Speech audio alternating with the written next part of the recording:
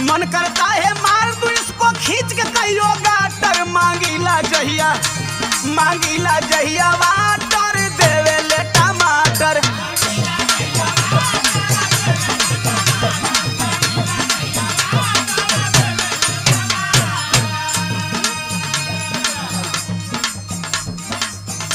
आपने को गलती तो कहबा ना।